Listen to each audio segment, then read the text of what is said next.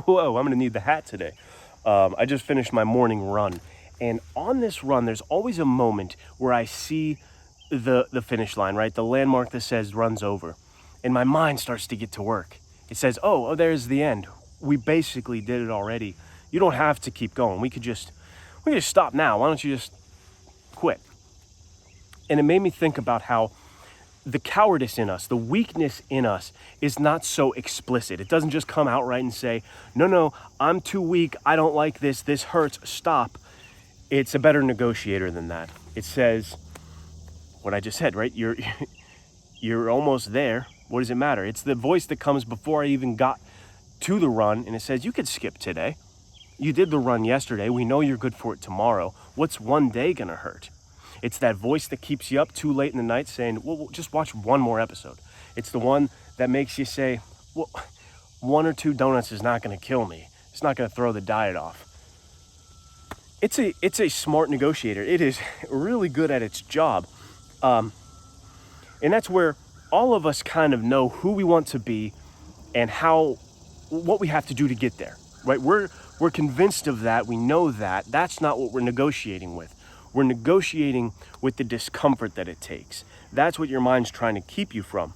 We are convicted about what we want to do sometimes, but it's the discomfort that we're kept from. And discomfort is the thing that's going to keep you from the commitment to doing what you have to do to become the person you want to be. And let me say a caveat that there is 100% a time where it is okay to take a break, to listen to that voice. He's actually correct when he's saying, you've done enough, let's chill, it's time to rest. There's 100% a valid time for that. But the biggest difference is whether or not you can know the difference.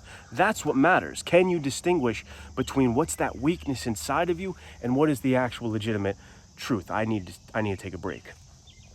And I think the best way to kind of figure that negotiation out, to be in charge of that negotiation, is to have practice, to have time under tension, to do it over and over again. Put yourself purposefully and intentionally into a discomfort, an uncomfortable position, an uncomfortable spot, a spot of suffering where you can work with your mind in these moments, right?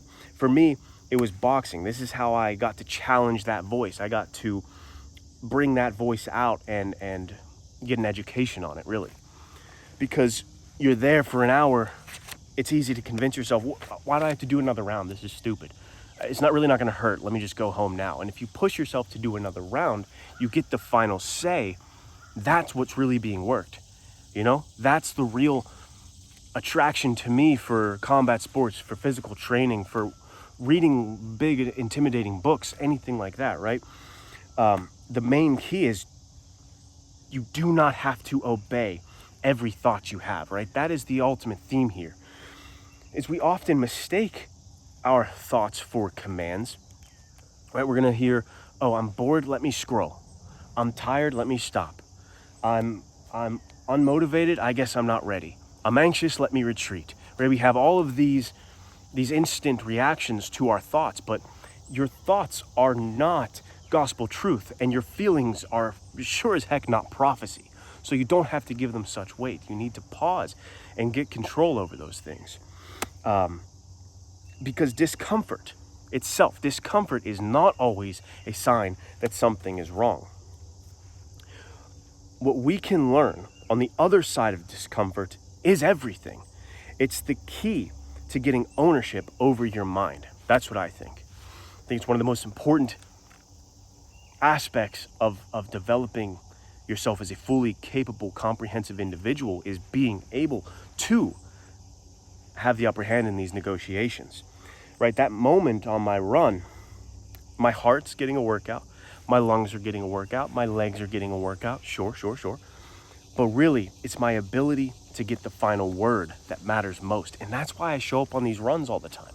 That's why I go and I box. That's why I lift weights. That's why I read hard books. That's why I do any intentional suffering, is because I want to test myself and practice against that weakness. I want to push up against that voice that's going to keep me from being who I want to be in the everyday moments of my life, in these contained versions that I choose, right? Because suffering is going to come at you in all different directions, from all different ways when you least expect it.